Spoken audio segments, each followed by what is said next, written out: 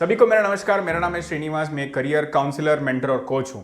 इस वीडियो में हम जानेंगे डिप्लोमा यानी पॉलिटेक्निक कोर्स जो होता है, डिप्लोमा इन इंजीनियरिंग, इसके बेनिफिट्स। जो नया सिस्टम आया है, एजुकेशन सिस्टम आया है, इसके द्वारा ये पूरा करिकुलम चेंज हो चुका है। पहले क्या होता था, डिप्लोमा एक इंजीनियरिंग सिलेबस जैसा होता था, थोड़ा डिफिकल्ट होता था। अब ऐसा नहीं है। तो इस वीडियो को पूरा देखो, तो इसमें मैं बहुत सारी पॉजिटिव चीज़ और थोड़े बहुत नेगेटिव चीज़ भी है, उसके बारे में भी मैं बोलूँगा। प्लीज़ इस वीडियो को लास्ट तक देखो।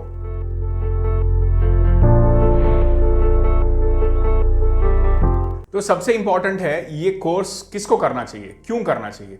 अगर आप ऐसे बंदे हो जहां आपको 3 साल के अंदर आपको एक नौकरी चाहिए, एक टेक्निकल इंजीनियर जैसा एक जॉब चाहिए, तो आप इस कोर्स को कर सकते हो।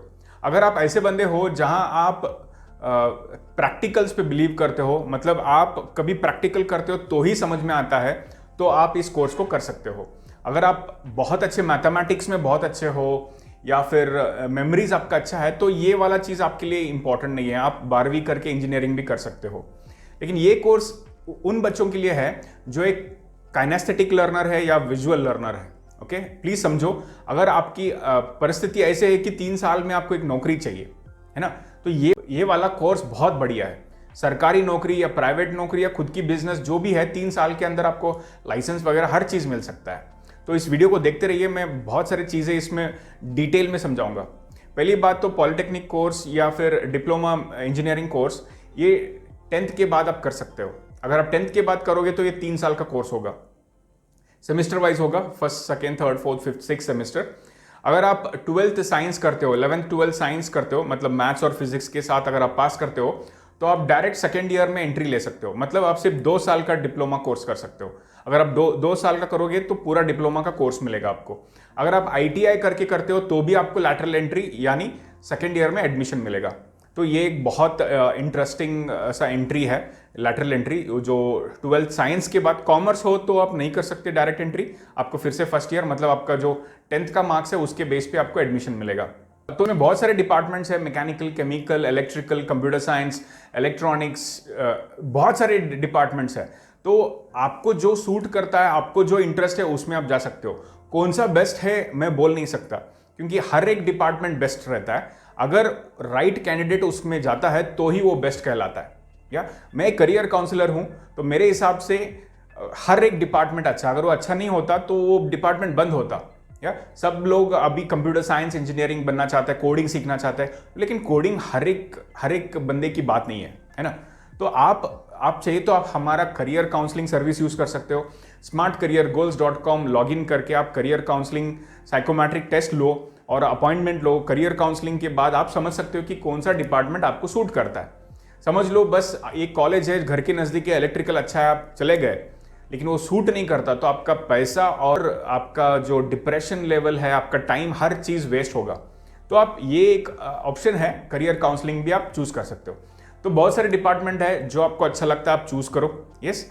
सेकेंड पॉइंट है कि डिफिकल्टी लेवल क्या है।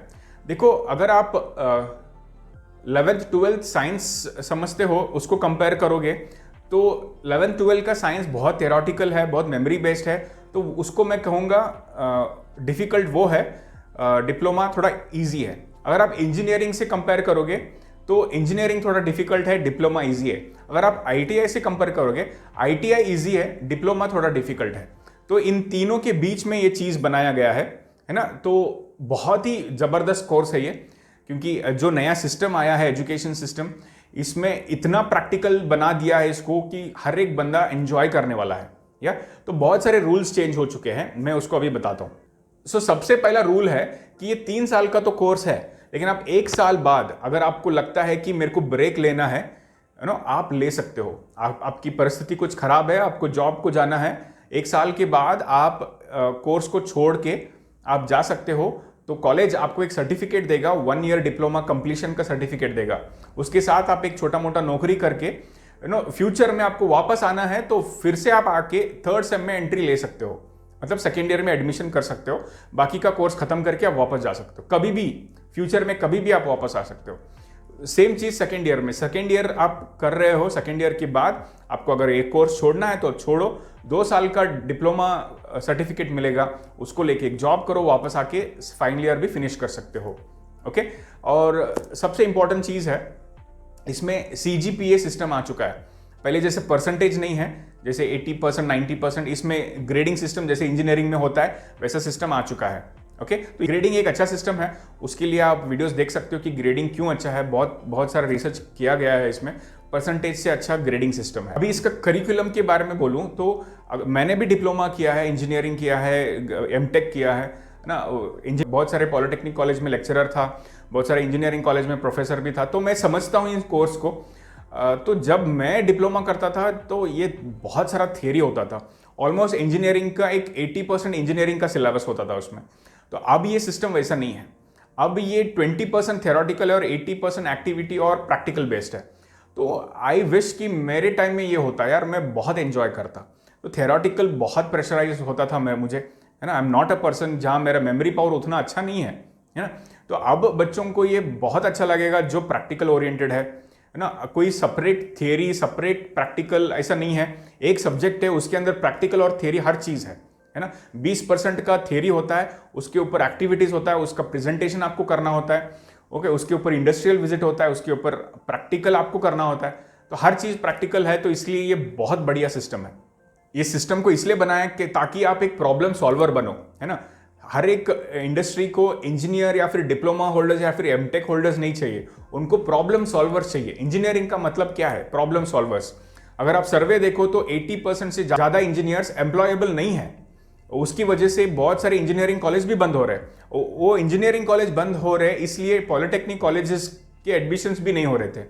उसके लिए बहुत सारा रिफॉर्म आ गया है, पूरा करिकुलम चेंज हो चुका है। और इसके हिसाब से अगर ये नेक्स्ट 2 साल में जो डिप्लोमा होल्डर्स जाएंगे वो इंडस्ट्री रेडी रहेंगे और अनएम्प्लॉयमेंट उतना नहीं रहेगा जितना अभी है, इसका गारंटी तो श्योर है। फिर ये नया सिस्टम में ये भी है, अगर आप फर्स्ट ईयर में आप मैकेनिकल डिपार्टमेंट में हो तो सेकेंड ईयर में आप स्विच कर सकते हो, कंप्यूटर साइंस हो, इलेक्ट्रिकल साइंस हो, ओके, इलेक्ट्रिकल इंजीनियर हो।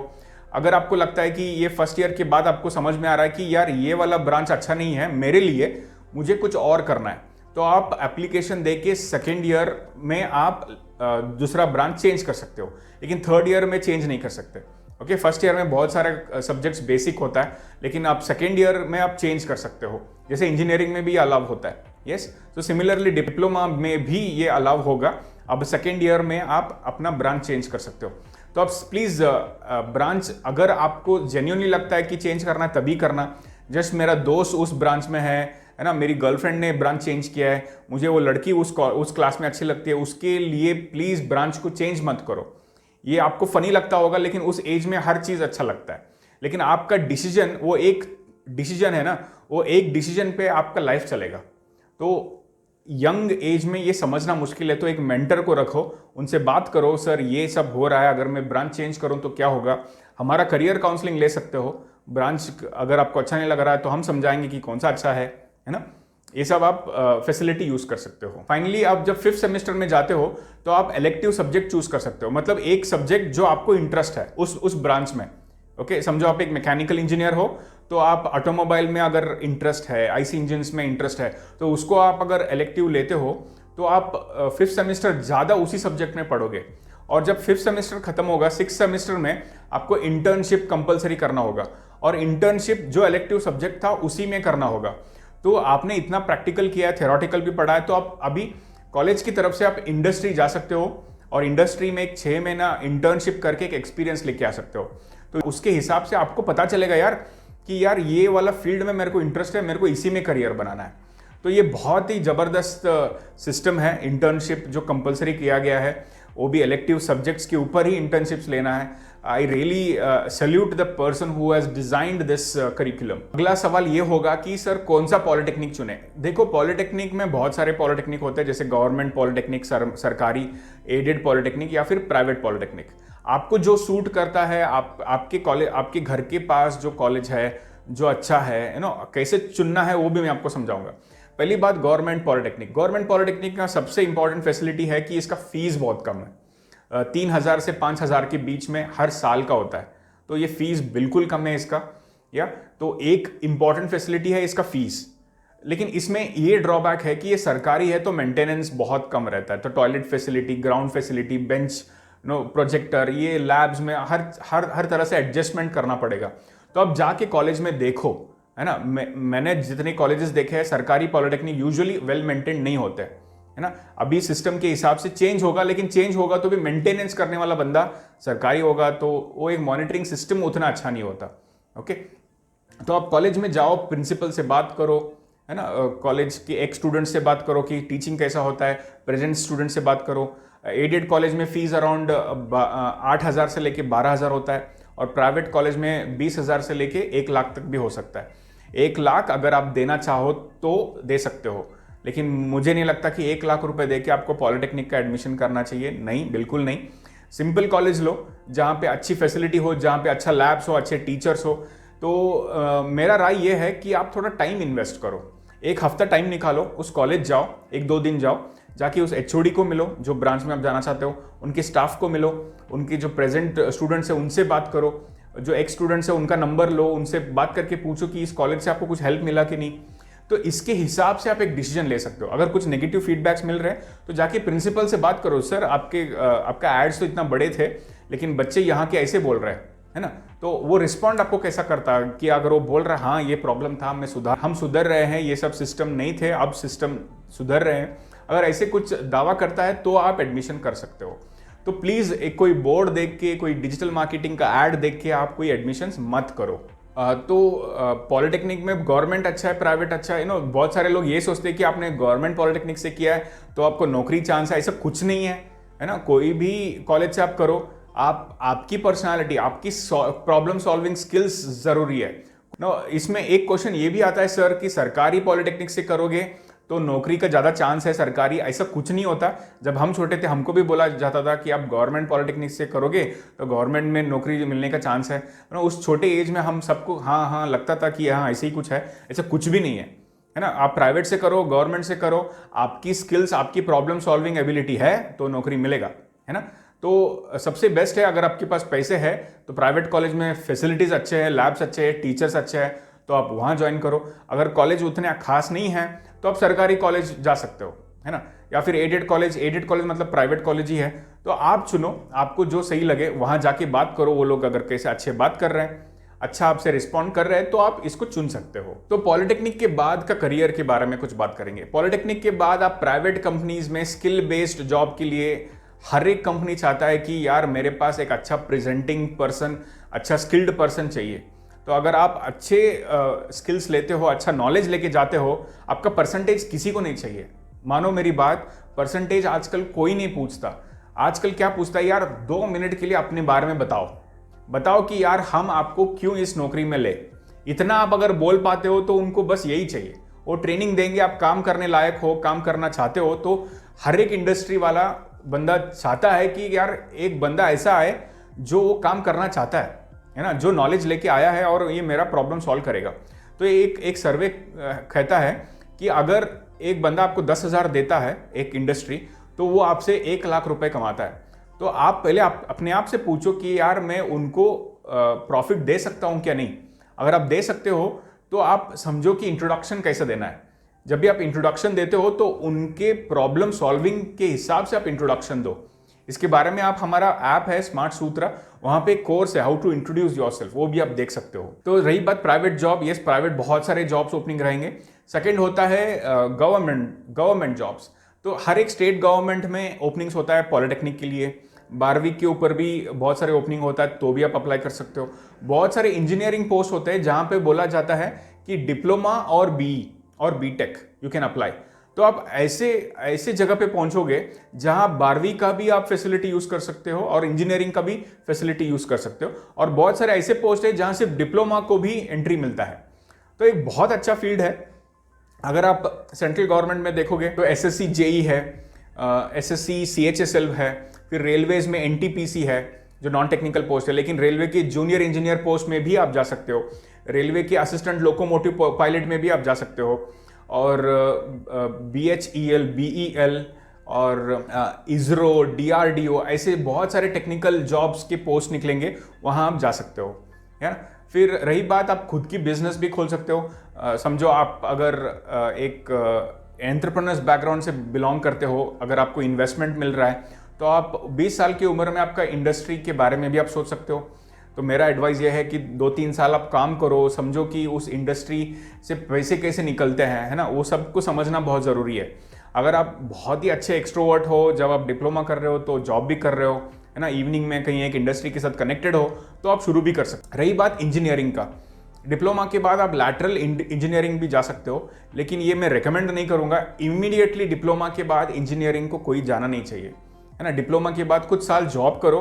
अगर आपको लगता है कि यार इंजीनियरिंग जाने से मेरा कुछ करियर सुधरेगा वहाँ, क्योंकि आप इंडस्ट्री में रहोगे, वहाँ देखोगे कि यार ये इंजीनियर कितना कमा रहा है या आईटीआई होल्डर कितना कमा रहा है। आजकल आईटीआई होल्डर्स इंजीनियर से ज़्यादा भी कमा रहे हैं उनके एक्सपीरियंस के हिसाब से, है ना।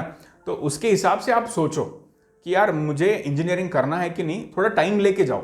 इमीडिएटली एंट्रेंस एग्जाम दे के इंजीनियरिंग में मत जाओ। उसके हिसाब से बहुत सारे इवनिंग कॉलेजेस भी है। जब आप जॉब करते रहोगे तो आपको लगता है यार इंजीनियरिंग करना है, तो अगर आप अच्छी सिटी में हो तो इंजीनियरिंग इवनिंग कॉलेजेस में भी आप कर सकते हो। अगर आप एक कंप्यूटर साइंस डिप्लोमा होल्डर हो तो आप BCA Indira Gandhi open university से कर सकते हो, एमसीए भी कर सकते हो, है ना। अगर आपको पोस्ट ग्रेजुएशन भी चाहिए तो इंदिरा गांधी ओपन यूनिवर्सिटी का हर एक डिग्री गवर्नमेंट जॉब्स के लिए भी वैलिड है, प्राइवेट जॉब्स के लिए भी वैलिड है ना। सबसे इंपॉर्टेंट है यार, मुझे लगता है कि यार आपको इंट्रोडक्शन करना चाहिए, आना चाहिए, है ना। आपका पर्सनालिटी सुधारो। आपका ये छोटा डिप्लोमा जो है उसके साथ आपका अच्छा पर्सनालिटी, ये दोनों को मिलाएंगे ना, तो कोई भी जॉब हो आपको मिलेगा ही। कोई भी इंडस्ट्री हो, आप वो यही चाहता है यार ये आके हमारा प्रॉब्लम सॉल्व करे। तो आप हायर स्टडीज के बारे में ज़्यादा मत सोचना, है ना। बहुत सारा पैसा है घर में तो आप जा सकते हो डायरेक्ट इंजीनियरिंग, 3 साल मजे करने हैं, तो इसके हिसाब से आप प्लान कर सकते हो। लेकिन अगर आपके पास पैसे भी है ना, तो मुझे लगता है कि यार 1-2 साल काम करो, उसके हिसाब से आप प्रिपेयर करो बड़े कॉलेज के लिए, है ना। तो आप जब आप एक पोस्ट ग्रेजुएशन या फिर डिग्री करके आते हो तो अभी जो पोस्ट है उससे 20 गुना ज़्यादा आपको कुछ मिलना चाहिए, तभी आप ये जॉब छोड़ने का प्लान कर सकते हो। तो ये सब कब होगा, जब आप जॉब करोगे, है ना। तो ये एक इंपॉर्टेंट पॉइंट है कि डिप्लोमा के बाद बहुत सारे फैसिलिटी है, लेकिन आपको समझदारी से ये डिसीजन लेना पड़ेगा कि यार मैं जॉब जाऊं या सरकारी नौकरी की तैयारी करूं या बिजनेस करूं या इंजीनियरिंग करूं। ओके, इतना अच्छा सिस्टम बनाया गया है ना। इस सिस्टम को अच्छा यूज करोगे तो बेरोजगारी कभी नहीं होगी, अच्छे जगह पे आप नौकरी कर सकते हो, सरकारी नौकरी की तैयारी कर सकते हो, लाइफ सेटल हो सकता है। तो आई होप ये वीडियो आपको अच्छा लगा होगा। अगर अच्छा लगा है तो प्लीज़ लाइक करो, शेयर करो, जिसको ज़रूरत है उसको प्लीज़ भेजो। मैं कोशिश करूँगा कि बहुत सारे इंपॉर्टेंट वीडियोस में हिंदी में भी बनाऊँ। मैं यूजुअली वीडियो सिर्फ इंग्लिश में बनाता हूँ। जब कोई इंपॉर्टेंट वीडियो मुझे लगता है तो कन्नड़ा, हिंदी और इंग्लिश में तीनों में बनाता हूँ। यूजुअली मैं इंग्लिश में बनाता हूँ, सिंपल इंग्लिश में बात करता हूँ। तो आप प्लीज़ मेरा चैनल को सब्सक्राइब करो, स्मार्ट करियर गोल्स। अगर आप चाहते हो कि कॉम्पिटिटिव एग्जाम्स की तैयारी करें तो हमारा ऐप है स्मार्ट सूत्रा, उसको डाउनलोड करो। वहाँ 5 रुपए में आप बहुत सारा चीज़ सीख सकते हो। 5 रुपए से कोर्सेस हमने रखा है। Soft skills, spoken English, basic English, advance English, communication skill, personality development, ये सब चीज़ें आपको सुधरना है तो भी उस ऐप में हर चीज़ अवेलेबल है।